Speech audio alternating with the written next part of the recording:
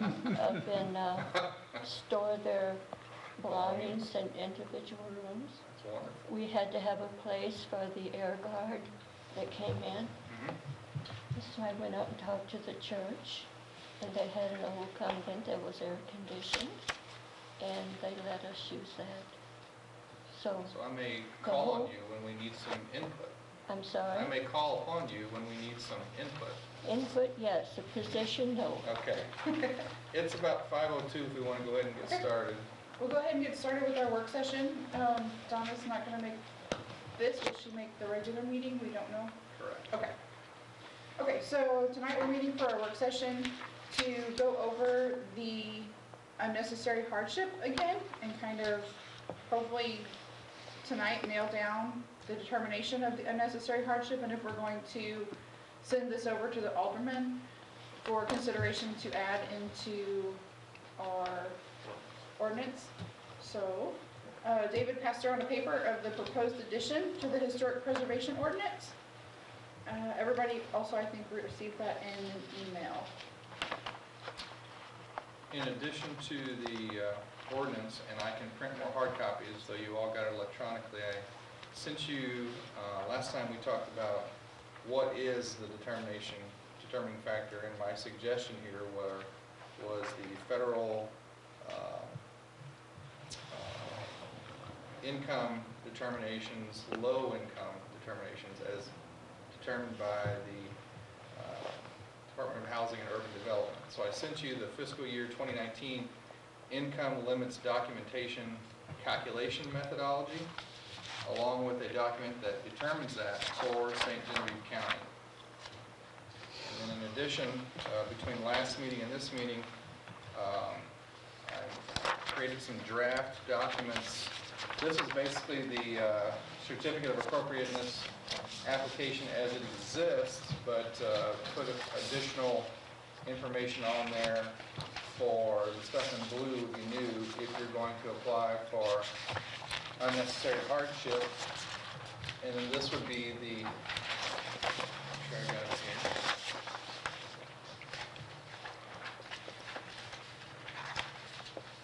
here. This, with the blue at the top, would be the application. You know, that's just a suggestion. It could be altered. It's basically just the applicant's information, a spot for a narrative to tell us why they're applying for the hardship, and then a checkbox for the information that we talked about we would use, which is federal income tax returns for the previous 2 years, any additional expenses they'd like considered, which would have to be extraordinary, medical, educational, or otherwise. I put cost estimates so that comes up sometimes. That wouldn't be what I would determine. I would pass those things on to you, the cost estimates. And then any other documents they would like the commission to consider. And then in bold below the box, I put all financial documents and information will be kept confidential. So those will be for the administrator to see. And then I would pass on to you when you receive the staff report of this type. There would be a blurb down at the bottom, of the top here where it kind of gives contact information that says this application qualifies for unnecessary hardship. And then attached to the staff report would be those cost estimates. Will those be included in each application? Just those who want to apply for unnecessary hardship. How will they know that's available? They can discuss it with me. If we make it available, I'll put the information on the city's website. And then this is a flyer that's been available for a year now. The blue part here that I also sent you electronically would let them know that it's available also. And I can pass these around if you'd like to see. I appreciate, David, all the work you did in giving us all of the copies of what it would be in the survey for income. That was really helpful. So what we talked about was using you can see on there, if you do get to this page, which is the St. Genevieve County determination, there's a determination for low income, which is 80% of the median household income as determined by the methodology I gave you. But then there's also extremely low and very low. What we talked about using was the low income limit. So if you look down the center, for a family of 4, if their income was $51,850 or below, they would qualify for unnecessary hardship. So that would then show up on the staff report, and it would be then up to you to either apply or not apply that to your decision. So if someone came to you and said, we'd like vinyl windows instead of wood, and here's the cost differential, which you could be privy to the cost differential, and you wanted to factor that in, you could, or could not. And in the same case, if someone came to you and said, I know this won't happen, I'm just trying to provide an extreme example, I want to add a second story to the JV Valley house. And here, that doesn't even make sense, because you wouldn't do that if you were in a position of unnecessary hardship. But if they did qualify for it, you would not have to use that. It states in the unnecessary hardship that the commission, in passing upon the application, shall have the power to vary or modify adherence to this article, provided always that its requirements ensure harmony with the general purposes hereof, the preservation of basic form and rhythm of the structures, and will not adversely affect the historic district as a whole or any designated landmark. So you would still have the authority to decide whether you would alter the guideline restrictions. I like how it mentions, in addition to income, extraordinary medical expense or educational expense may also be considered. So in a way, you put in different examples.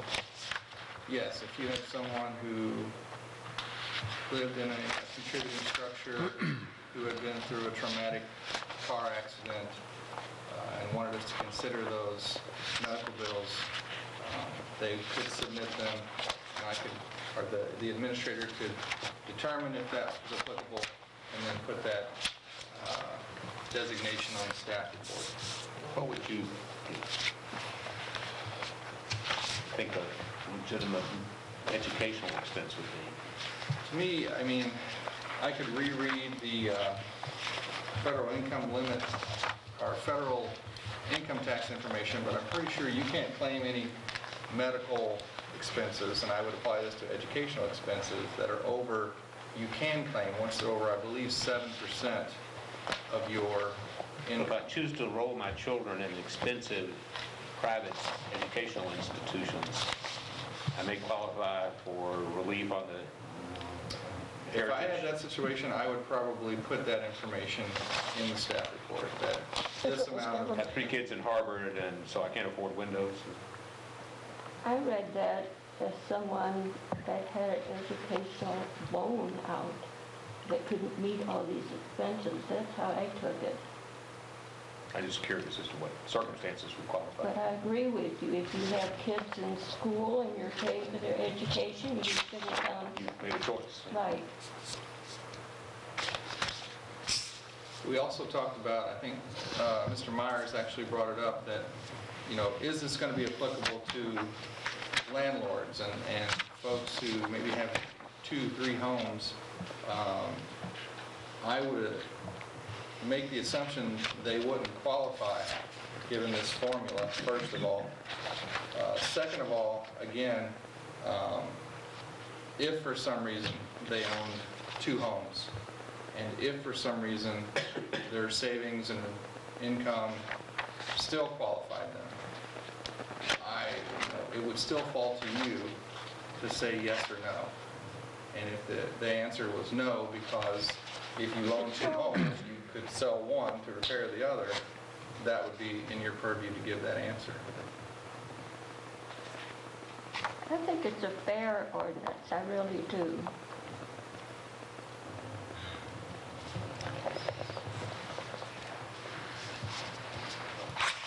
As you have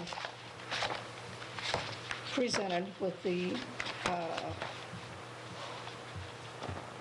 income guidelines. That makes it more clear for us to decide. If you're wondering also, the reason I wrote the portion of this that's the ordinance, which is the upper part, says at the end, guidelines for the application of unnecessary hardship shall be determined by the commission as part of its operational rules and procedures. The reason you may sense some ambiguity there is that it may change, and we don't want to have to pass an ordinance every time we change that. You know, those guidelines would still be established by you. I'm just making the suggestion that this is the limit to go with. If you say, no, let's use the extra low or the very low income, or let's use a flat rate of $75,000, you would have the purview to change that. We would just want to go over it publicly in a meeting before we did so. But this is a pretty strongly established guideline for determining a lot of low-income related eligibility. Do you know how much it fluctuates year by year? Like fiscal year 2018, was it substantially lower, or was it pretty consistent across the board? It's fairly consistent, Okay. but it can fluctuate depending on the amount of affluence that leaves or comes into the city. But if we stuck with low income, 80%, that's where we would go every year. We would just base it off of the limits. Right, this document is published by HUD every year. I couldn't tell you when, but when the new one would be published, as long as this commission says this is the number we'd like to stick with, when the new one comes out, we would use it. And then as far as the extraordinary expenses, that is subjective, but like I said, if it was medical, you really can't claim anything. I believe the number is 7%. Until it's over 7% of your income, to me that would then indicate extraordinary medical expenses. Educational-wise, I would think in that realm also. However, given Martin's example, there are other things that could happen, and I could include those in your staff report if it wasn't something that I thought I should decide. Well, the issue in any of these situations is how do you ensure consistency over time? The least discretion you leave on the table, the more likely you are to have consistent decisions. Absolutely. And I could write that 7% if that's something you all see fit into these guidelines. I don't think it's necessary. Okay. We have, the commission shall have the power to vary or modify. It does not say will. It says we have the power, but that does not mean that it must be used. Correct. I can change that to the commission passing upon application does have or has.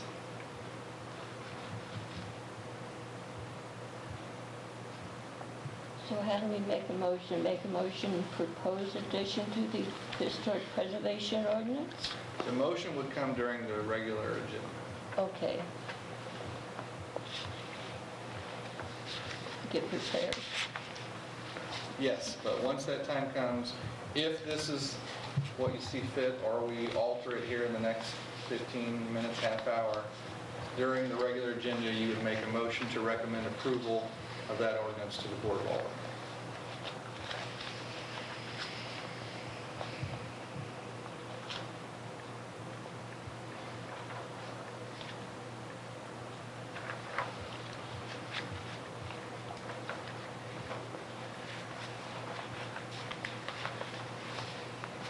Would anyone else like to see any changes in the verbiage?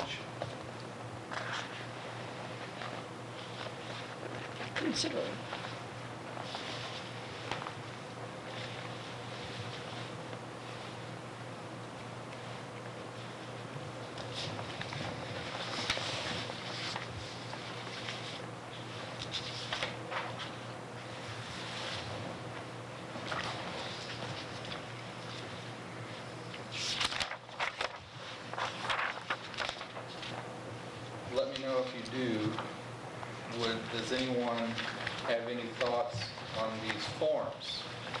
gave you samples of.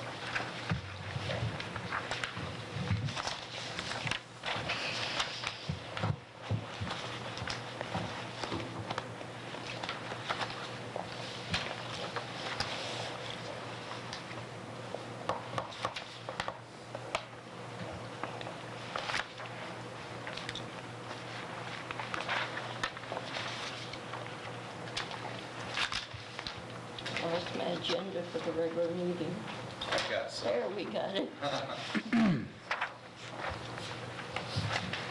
This pamphlet that is also available online or right in front of my desk, we would add the verbiage to it here that says low or moderate income applicants, and then in quotations, as determined by the federal low income limits established annually by the U.S. Department of Health and Human Services, which is wrong, but I would alter that.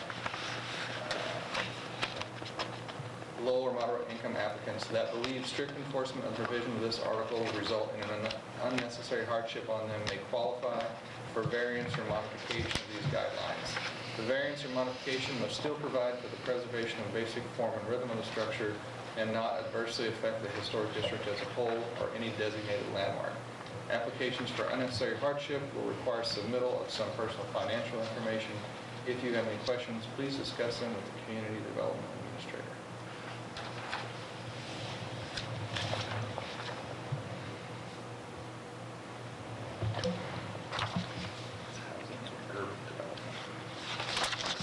Instead of shall have the power to vary, shall have the option to vary. Or authority. Yeah, the commission in passing upon the application shall have the power to vary or modify adherence to this article. Would it be a better thing to have the option to vary or modify? Then the commission, in passing upon the application, shall have the option to vary or modify. Is that what you're suggesting? Any thoughts?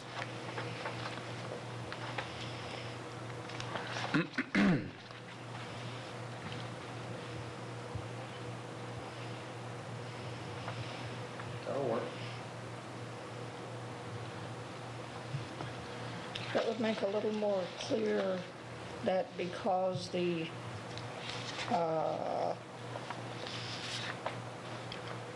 unnecessary hardship provision is provided does not necessarily mean that it's going to go through as... I agree. It gives the, if you're reading it from the applicant standpoint, it gives more of a, relays more of the message that it doesn't guarantee. Right. Yeah. So something I'm hung up on, I need help with, and Martin drove to this. I believe medical is something that obviously you do not choose. Education's a choice. So I have an issue with the education. Well, to me, it's sort of tricky. Right, I'm thinking we should just take it out. I think we'd save ourselves a lot of problems if we took it out, because right now, I qualify for economic hardship, according to these rules. You have to apply with David. But right now, I meet your qualifications. Because, I have 16 years of college bills. But do you have loans on it yet? Yes. Oh, Okay. yeah. Well, that's like all my Those don't go away. grandkids. So I'm thinking we All might my want to take grandkids, they education, wanna go just to my school, they get suggestion. loans. And, because that leaves the door wide open to private schools. And remember, education beyond high school is a choice. Well, there's all... You choose to get in debt, like I did.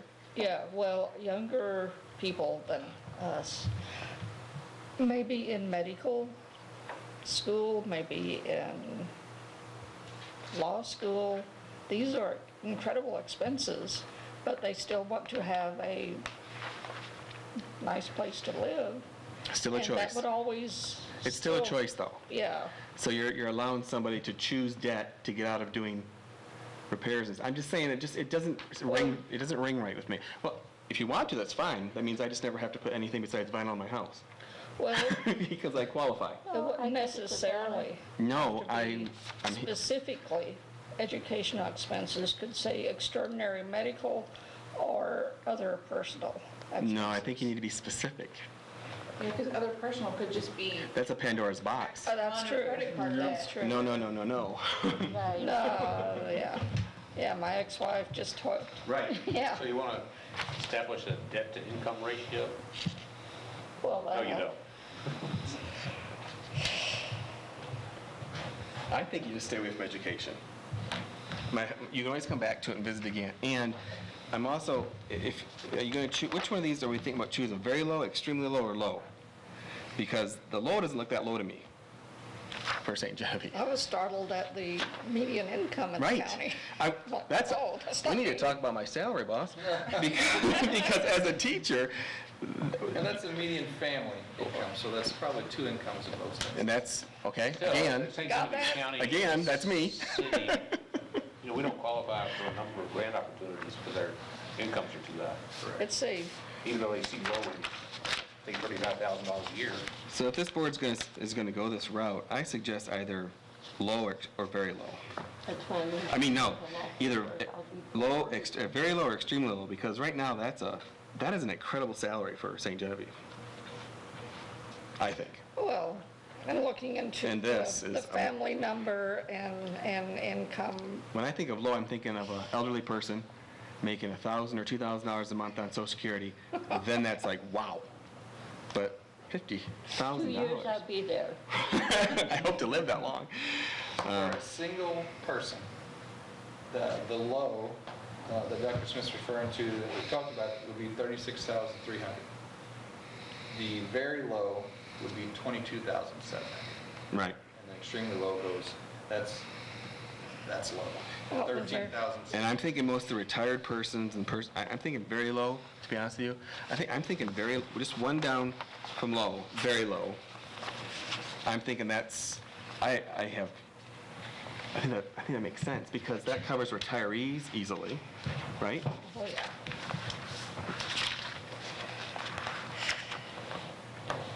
Because there are a lot of responsibilities to be a homeowner. I mean, you have to struggle in everything to do well. And if you're living in a historic district, in a national park especially, you need to make sacrifices. But I do think that extremely low is totally bang on supporting that. Well, having been there, I can say that if you have an extremely low income and a very low income, you're not looking to do anything on your house. You're David, looking does to other pay assets come your into grocery and this? gas bill. It would be determined by your previous 2 years' federal income tax return. So if It you have doesn't capital matter if assets that people are have earning interest, bonds or savings, that doesn't count? it would not. Oh, well then, Now, there would be, if you have capital assets that are earning interest, the interests, if you're receiving, stock payments, things of that, anything that would show up on your so if you 1040. cash your bond, it would show up on your Yes, it would. income. So if that money's still sitting there, it would not. But once you cash it in, IRAs, things of that nature, and they show up on your Right. 1040, then they would be factored in. So I guess you could say if it was liquid for the most part, and it was available to you to use, which I guess in emergency instances, it may all be available to you to use, but in other senses, if it was available, it would show up on those 1040 federal income tax returns. And again, in support of what you were saying, the very low would help insulate, protect those who are on extremely low income, like retirees, and then they would qualify for this, especially with medical. I think that's a really good idea. That's just my opinion, though. But the education thing scares me. It's definitely the most subjective part of it. Right. And I think, like Martin said, that leaves us open to a lot of concerns. But that's just me. Let's take educational out. Yes, and I'm feeling attracted to very low. If you're going to go this route, I think very low would be the one to target. Because that would be most of my family who are retired. Social Security, I mean, that's a good one for them. But So the guidelines would state, in addition to income, extraordinary medical expenses may also be considered. Yes, sir. Oh, I mean, I'm just suggesting, by the way, it's your decision. It sounds like there's some Yeah. agreement on And, I mean, it could, yes, it can be very tricky with education, whether it be, Right. student loan debt or kids going to a private school Right. or, that. And even though it's Anything. not in the guideline, I think there's an established opinion out there when you're filing your taxes of what's normal medical expenses and what's more than normal, because you can only apply them if they're above that I think you're right. federal guideline. And I think it's 7. I keep going back to 7. I think that's Especially like cancer and things like that. Yeah. So in other words, if you're making $50,000 a year adjusted gross income, and you're spending more than $3,500, I believe that's the math, out of pocket, then that, Yeah. above that would be extraordinary. Right.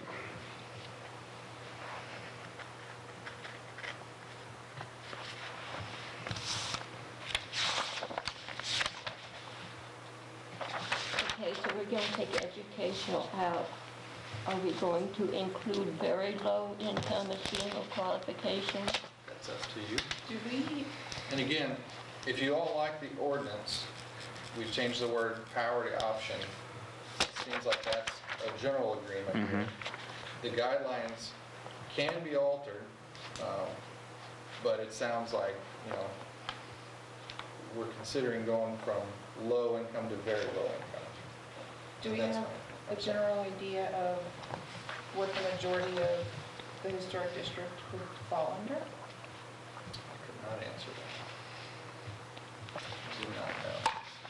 I didn't know if there was some type of survey, paperwork, something out there that would say, like, in this part of town could be,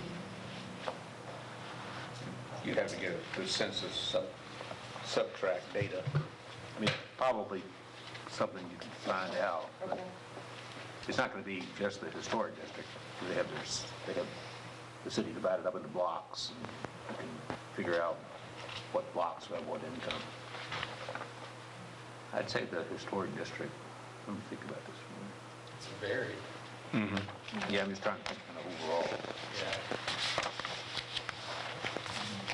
Certainly not the highest concentration of the least valuable properties. That's not the historic district. Right.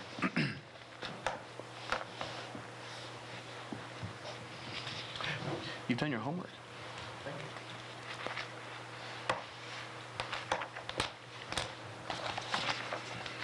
So are you going to rework this and bring it back into our, we're going to do it then I'm this hoping meeting? to leave this work session with The ordinance confirmation of this is the ordinance we'd like to take forward, or not, or we're done. Well, or take it forward with these changes, I mean, it's, Yes, Okay. yes. Well, I like the idea of putting in extremely low income. What do you people think? I'm still considering whether the very low or the extremely low, because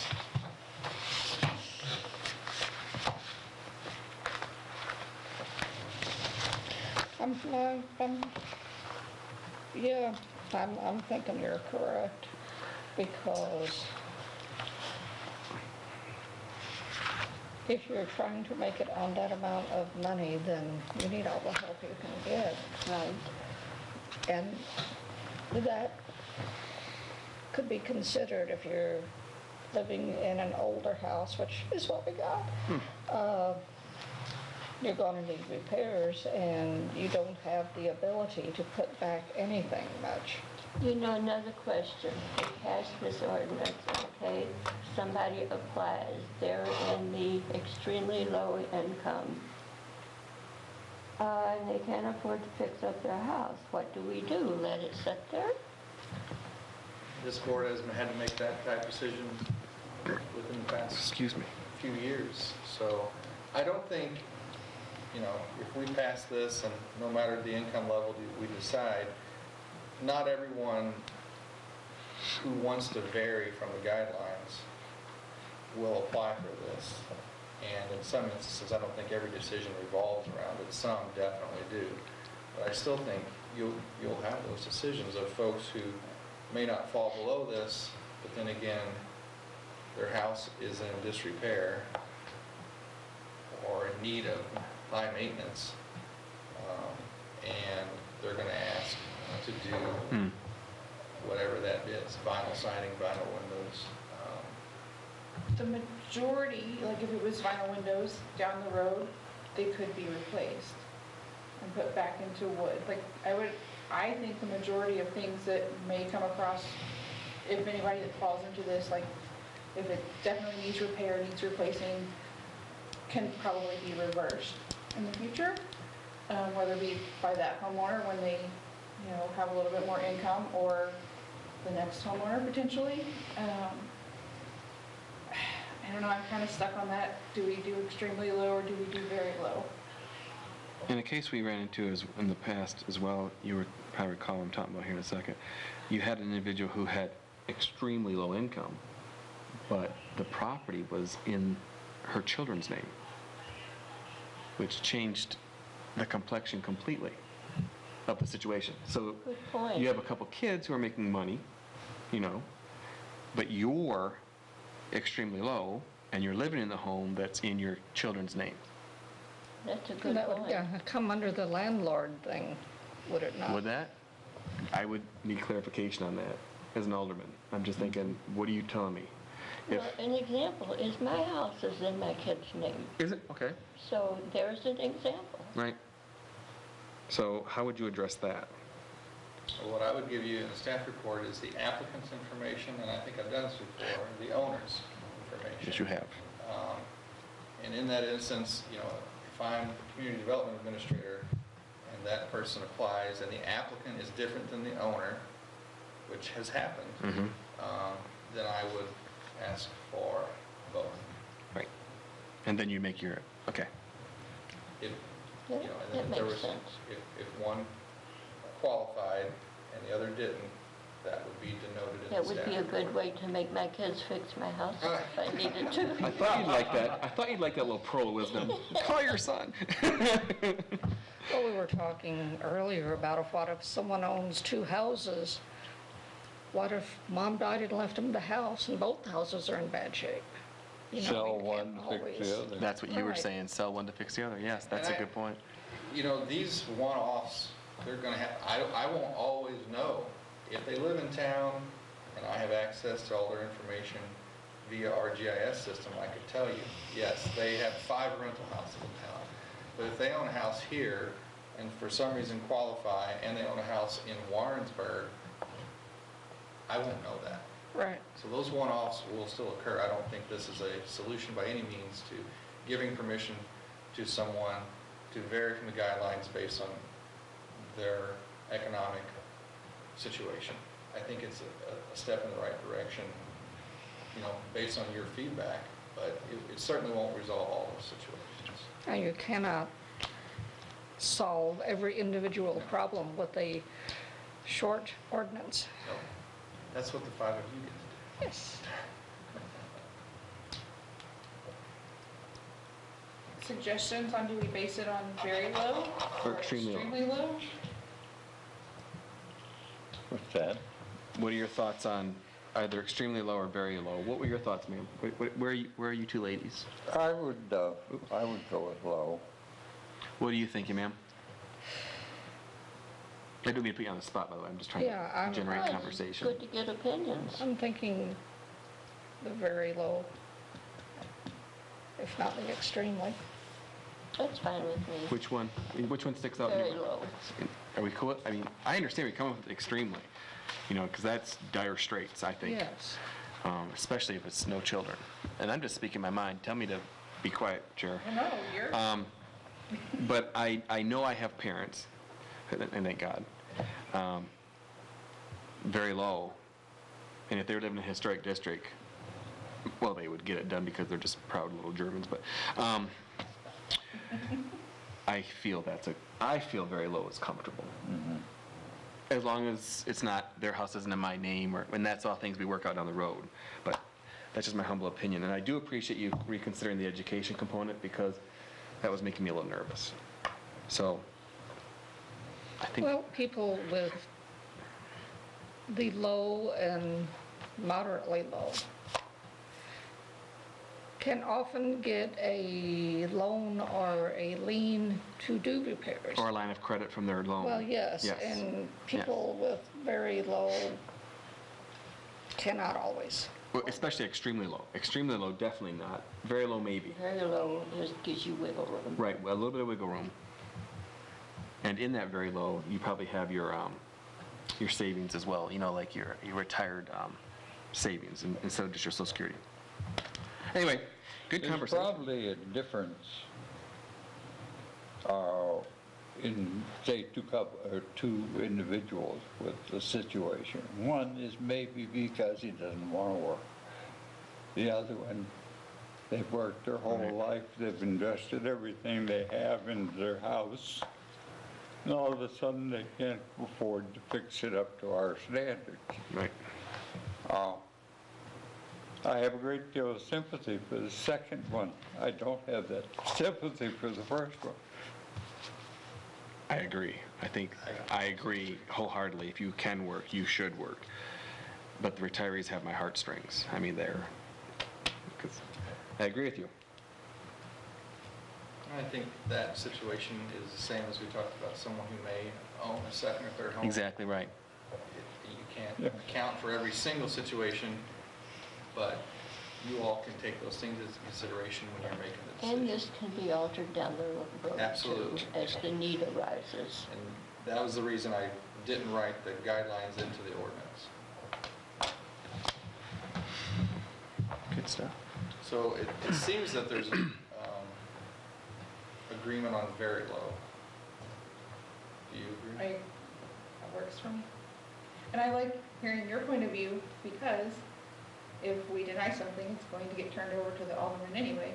But Right. knowing, like, you've probably had more conversations with people than I have about things that have come up, being an alderman, so, I really value Oh, thank you. you And- putting in your 2 cents and giving us some ideas. And Thanks.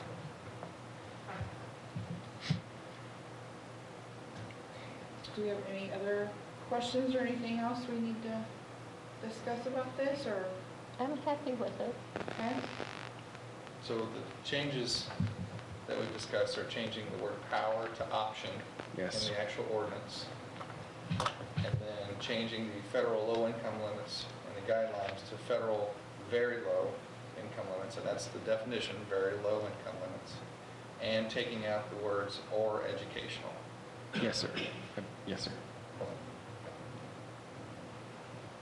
So, unless there's more to talk about, if any of you see fit during the regular agenda, you would just make a motion to recommend approval of the determination of unnecessary hardship ordinance to the Board of Aldermen. Any questions on that?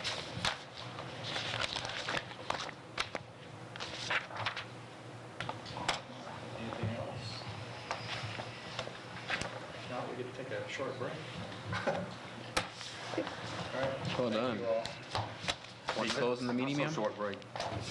Don't you have to Yes. close the meeting? We can close our work session and have a break until the regular meeting.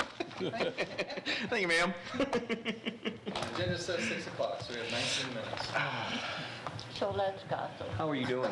Yeah, who can we talk about? Terrible Well, today. not hear anybody. I had these things, and I was working all morning over Are them, you okay with that meeting? and had notes out and very clear in my mind what to do with it. And then the other situation came up I had to deal with, and I got this all confused with some of the other stuff I was doing. 4 o'clock on the 25th? I go into this I meeting, am. rather than having it Feelings right the way I protected. wanted it, I had, It blew your mind. yeah. You look great. You feeling all If right? he had What? everything How you laid feeling? out. Oh, so that, reasonably well, When I yeah. bought my house, I bought it in October, but I didn't move into the end of November. I guess I and can't had, complain. I'm concerned right money now. to pay bills up before I moved in.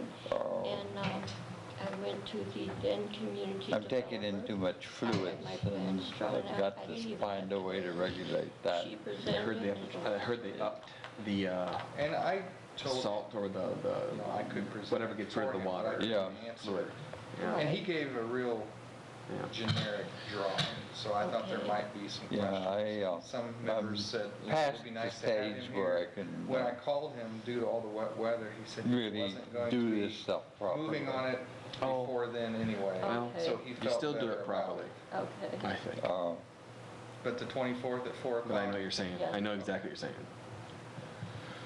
I do. But, Casey, would that work for you? Yes. Understand. I will make it work. Also too, I have a question.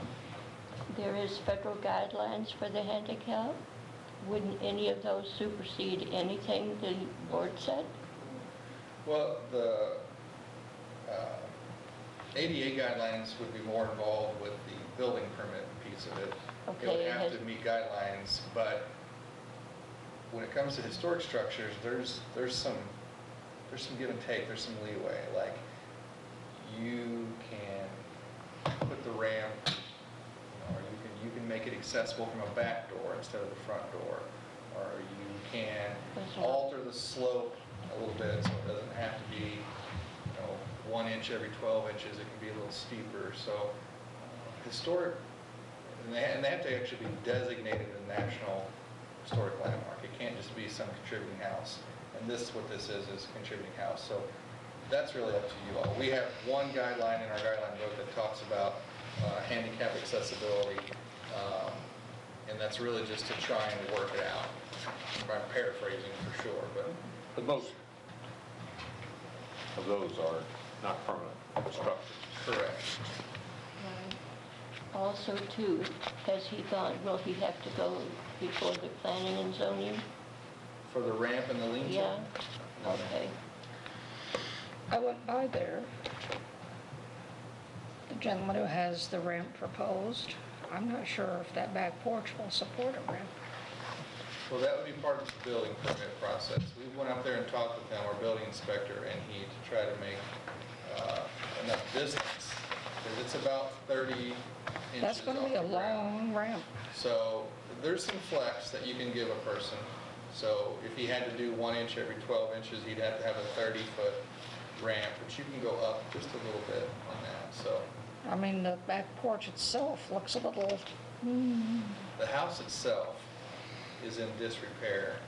I'm glad it's going to an owner who's interested in improving it for one, but yeah, he plans to make he has to be able to get his wife in, and in his words, himself in a few years.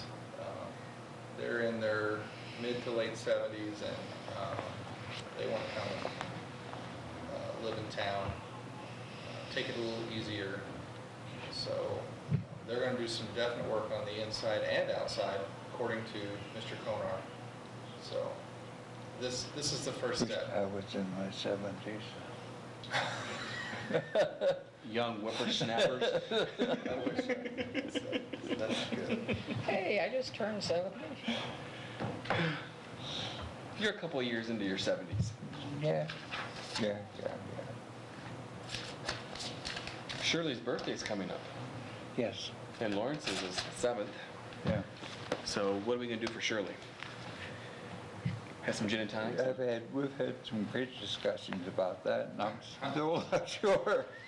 Is this for the review? Yes. Come on. Let me use the restroom. Correct, I have to, yeah. Oh, God. Don't get old, kids. Are you kidding? Listen to all. No, you get old. Here's minutes if you need them for That's the a better regular point. agenda. You get old. I have no choice. And then look at the other option. When I told the nephew, don't get old, he said, well, he didn't like the other. Here are the staff reports for tonight. Anything that you don't want at the end of the night of all the paper, I will take and recycle.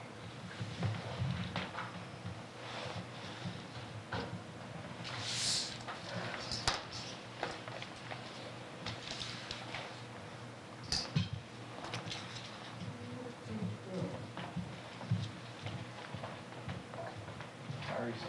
Just fine, yourself? Nice to see you again.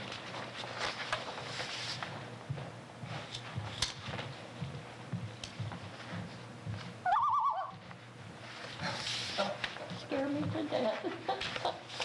I sent you all a That's all, couple that's all. articles in an email. Didn't know if that was something you Some of it I could open up and some of it I couldn't. couldn't. Okay.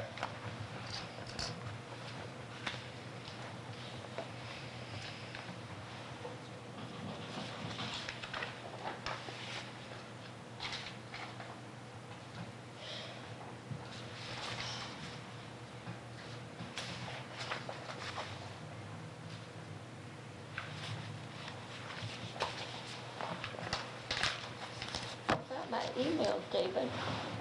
I got my son to email me something and it came through, and your one email came through. Which one came through? I don't remember. The one about, it was a smaller email. A smaller one? Yeah, because when I called you and you sent the agenda and all this information, it did not come through. What email do you have down for me? I've been sending him to two emails. One is Kinswick, M. is it Kinswick M Platter? 71? I think so. Yeah, one other one. I would prefer not to send to the other one. The other email is on my Apple. I don't use that very much. I use my What's the domain of the one you don't want me to use? Like, MLPat. is it at Gmail, at, you know, I don't know, I don't use that there's the one. one so- I think that's ML Platter? No, not Platter. My name's Patterson. Right, but I didn't know if that was, if I remember that incorrectly or not. But It's probably the one you've been sending it to. Yeah, right. But I haven't gotten them back undeliverable. Yeah, I was thinking it should help. Somebody in you Vermont's that thinking, "What are it, these?" It's floating around somewhere. Why does this guy keep emailing me Right. from St. Genevieve? But the, We have updated minutes, I forgot to, or updated agenda, sorry. Can I just look at the minutes?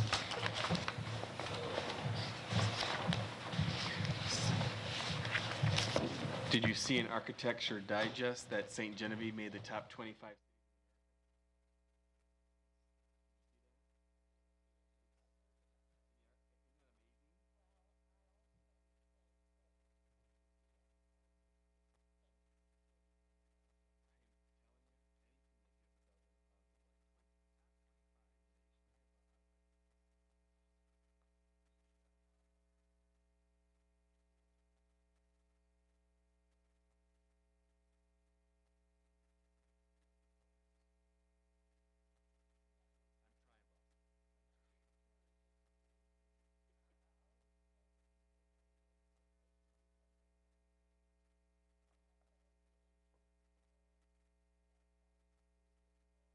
States of America, and to the republic for which it stands, one nation, under God, indivisible, with liberty and justice for all. Okay, we'll move on to roll call. Frank Myers, Here. Donna Roush, Martha Patterson, Here. Casey Benner, Here. Leanne Woodvogel. Here. You have quorum. Okay, we're gonna move to the approval of the agenda for tonight's meeting. I make a motion to approve. I have a I motion. Which is the, one comment, which is the agenda? There's been two of them floating around. One There's with- only three. and One here- with three? There you go. That's tonight's agenda. Okay, the two, I'm gonna okay. I've got recommend copies an of amendment both. to the agenda. And the amendment should be a resolution forwarding your recommendation to the Board of Aldermen on the code revisions. Because that didn't take place in an official meeting, and it should take place. Good idea. You're sharp. So we would amend the agenda under old business for a resolution to recommend approval of the unnecessary hardship ordinance. Okay. That will be necessary. Okay, So I have a motion and a second for Frank approval. is second. For an approval. All in favor? Aye. Any opposed? Okay. Moving on to the approval of minutes from our last meeting, which was November 18th of 2019.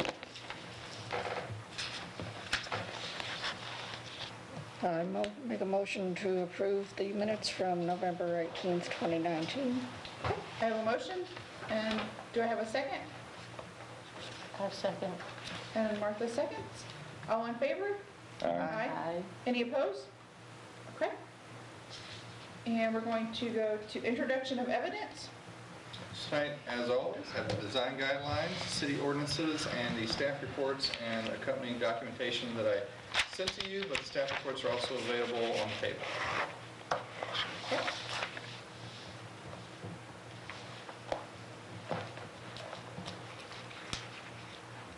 Do I have a motion to accept the evidence? I move to accept the introduction of evidence. Okay. And a second? I second it. All in favor? Aye. Any opposed? Okay, moving on to the old business. The historic preservation economic hardship determination. And we talked about that, so we need to move on to do a resolution to adopt the economic hardship determination that we discussed in our work session earlier. I'll make that motion if no one else has. Okay, so Frank motions that we adopt this to send it over to the alderman. Do I have a second? I'll second it. I have a motion and a second. All in favor? Aye. Aye. Any opposed? Okay, So I will send that on to the Board of Aldermen. Thank you all for your hard work on that. And you, sir. Thank you.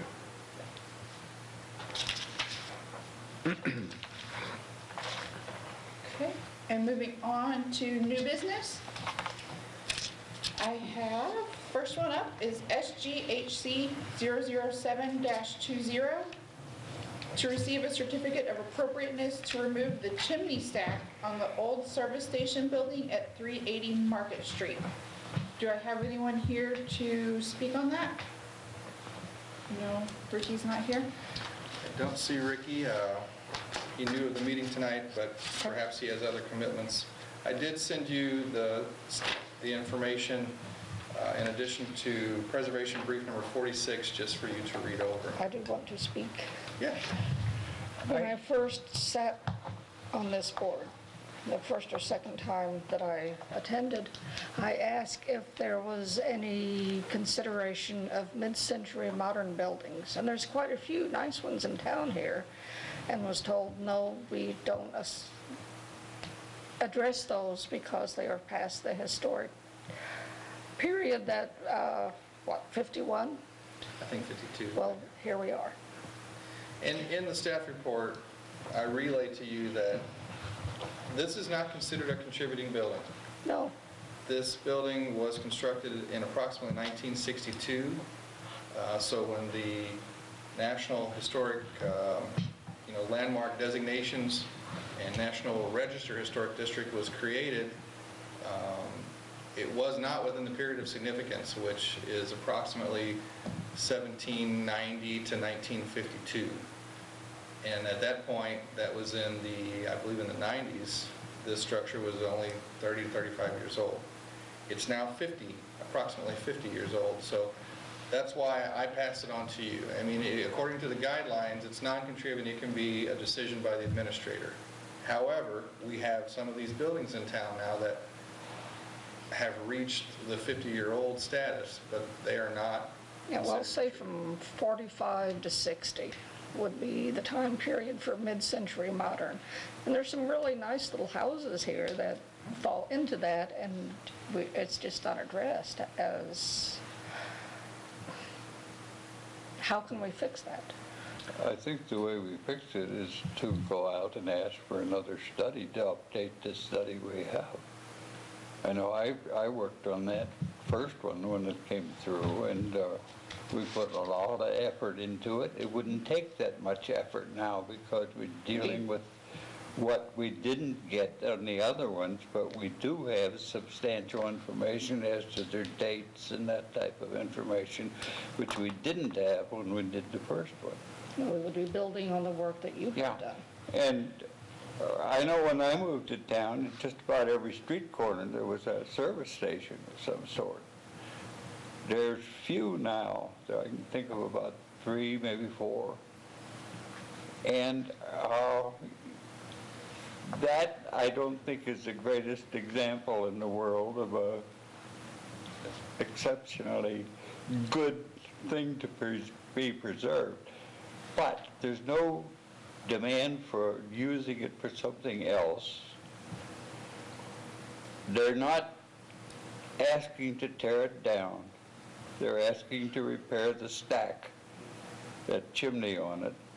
If that's repaired above the roofing level,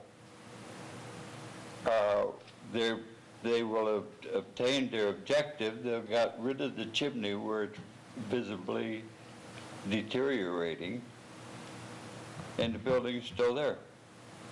So they're asking to tear it down. I just want to make sure we're clear. I don't know. Above the roof line, they're asking to tear it down above the roof line. Yeah, then does that include anything other than the chimney and It's just from the roof level up. yeah. Well, on the picture, there is something that protrudes above the roof level. And would they take it to that or all the way down to the roof level? And Excellent question. will they re-roof it? Will they They just would- cover that stack? They just wish to cap the stack. I think if they go down and leave some of it protrude so that you can work on it, if they just try and throw a sheet of plywood over it and a bucket of tar, it won't work. But if they do a good job in taking it down, I see no reason not to.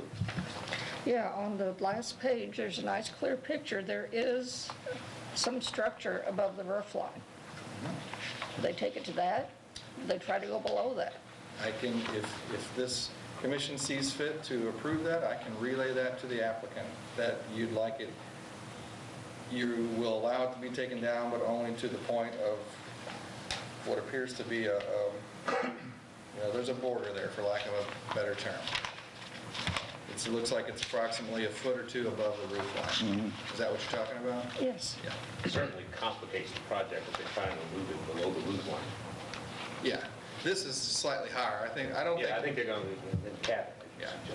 I don't think Yeah, anyone's I talking agree. about taking it below the roof line. No. But if you want to cap it, or ask them to cap it right here, we can certainly ask that. That would still be taking down probably, I'll be taking 12 down the foot. worst of it. the majority of it. Definitely the part that is deteriorating. And it would give you, if in the future some board decides that it's advisable for the city to try to keep it, then you can build up from that quite easily from what evidence you have there left. If you go below that, you've got a problem. They've got to Absolutely. figure it out.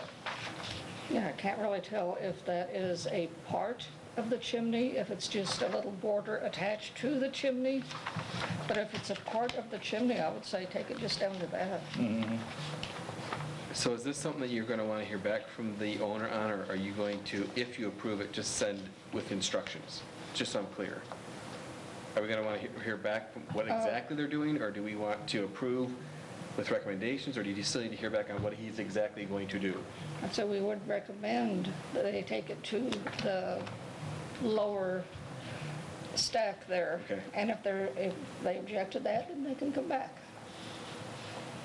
Just want to make sure I was clear on that. And number two, educate me on this study. That how would this commission or committee have the authority to request a study, or is that something that would need to be passed on? Oh, we're going back to, Frank's recommendation? yeah, part of the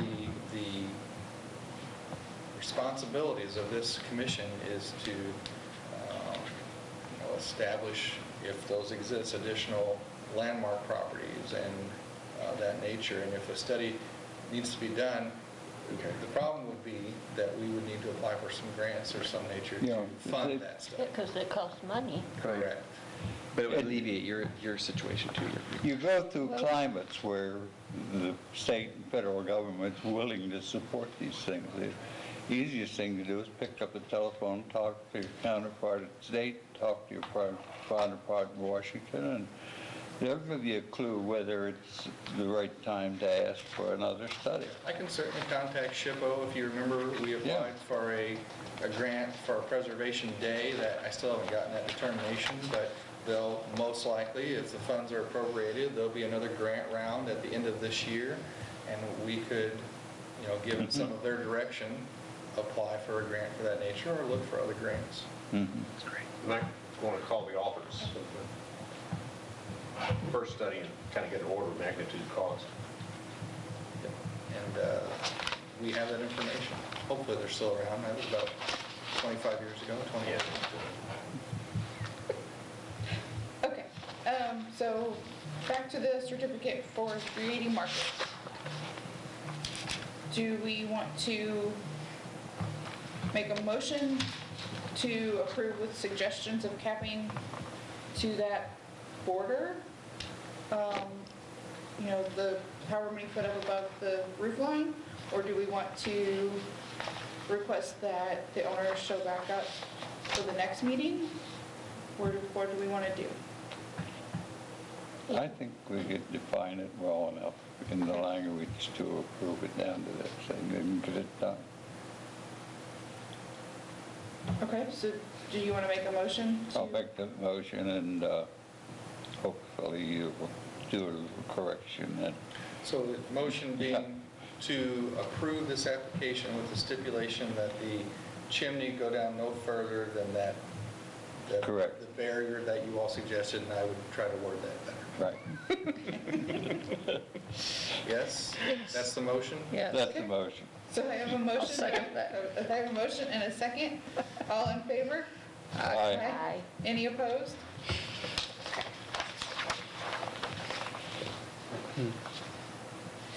Moving on to the next, it's SGHC 010-20 to receive a certificate of appropriateness to replace 9 wooden windows on the first floor with the same style of vinyl windows at 124 Jefferson Street. Do I have anyone here to speak on that? Okay, if you could come to the podium and introduce yourself, please. My name is Bob Rosansky. I'm with Erie Construction Midwest, and we have a pending contract with Heather Brown, the homeowner. There are 9 first floor windows on her single-family residence at 124. 2 of the windows are street side. The other windows are either on the sides or on the rear, and there are houses on both sides of it. So the only one that has, I guess, as far as a primary elevation would be the 2 windows in front. And all of the windows are double-hung windows. They are just plain white wood windows. To the best of my knowledge, and I provided a picture of the front facade of the house, I don't believe there's any grids, and she's going back with just a simple white window, and she's doing it because she has single pane windows and wants energy efficient windows. And I brought a sample of what the style would look like. Do you know if her windows now are the original windows, or were they replacements? They are still the original windows. Okay. They are wood single pane. I believe they are rope with rope pulley windows. Okay. Is there any demolition needed to fit your size window? We would not change any of the opening sizes. We would take the existing sashes out and fit ours to fit in there. So And- overall, there would be about a 1-inch difference in width between the sight lines of the exposed glass that she has now and what our windows would be going in. Because none of the old Slightly smaller, structure yes. is removed. I'm sorry? None of the old structure is removed. Correct, not even any of the trim. Okay. You said you had some examples? What's in there now apparently is wood frame or wood windows Correct. with vinyl or with steel Storm windows. Either steel or aluminum, Yeah. yes. Which is recommended normally as the best solution, but most people would rather put a white.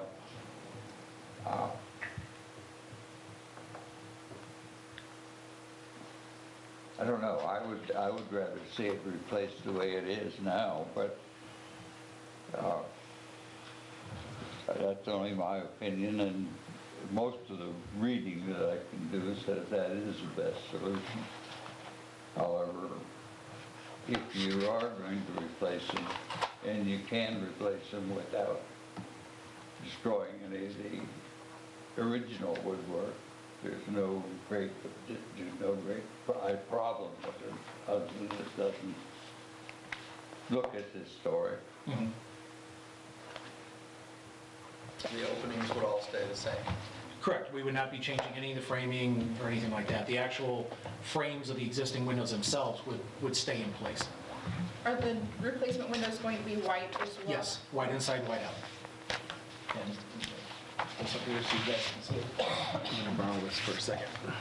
So when you're done, it'll look closer to what it looked when it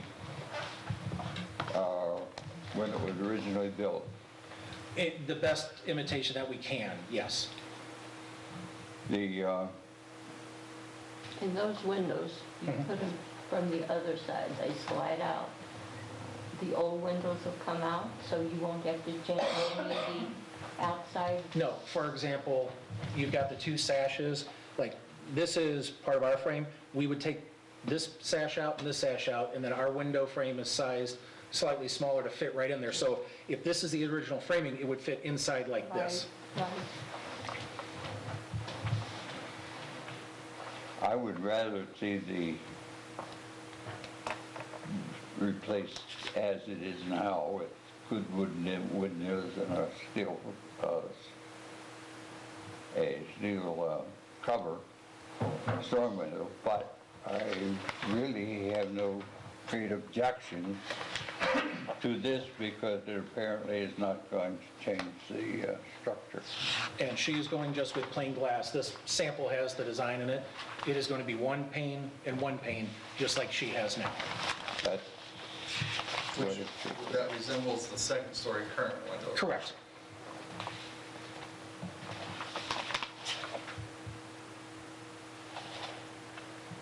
Do we have any other questions? Or any concerns? I'm going to make a motion for a certificate of approval to replace the 9 wooden windows on the first floor with the same style of the vinyl windows. And that comes under SGH C007-20. 010. Oh, no. The second one down. I'm sorry? It's It's the 010, next one. it's this, but that's okay.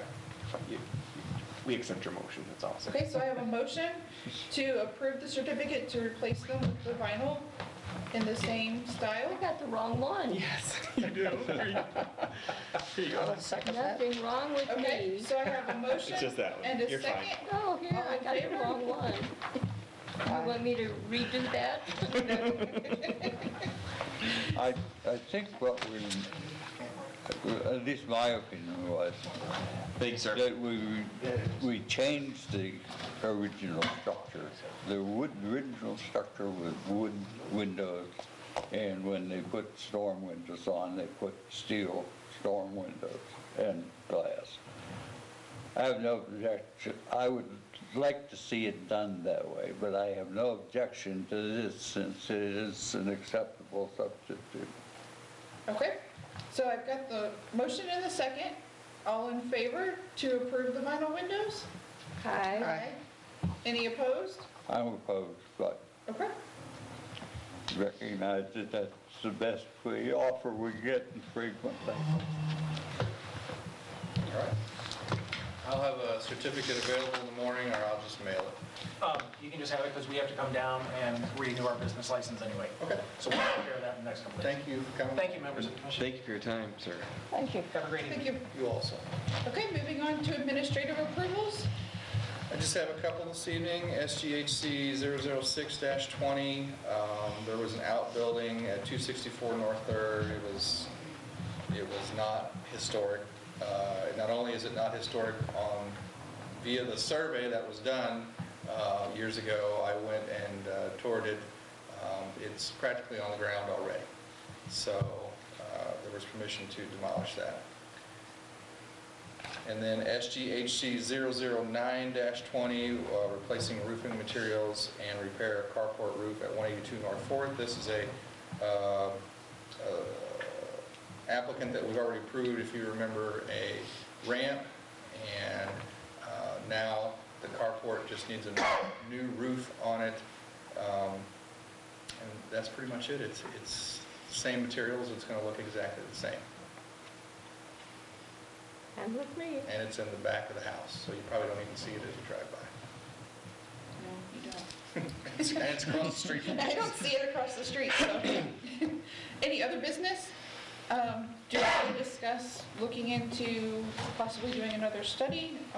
Are you going to look into that and let us know later on? I will absolutely look Okay. into that and come back to you, if not next month, following month, with some possibilities. So I might have missed something, and I probably did, but did you make a motion, or did you already consider the economic hardship determination? Did you, or is that in there? That was under old business. So that's been good to go?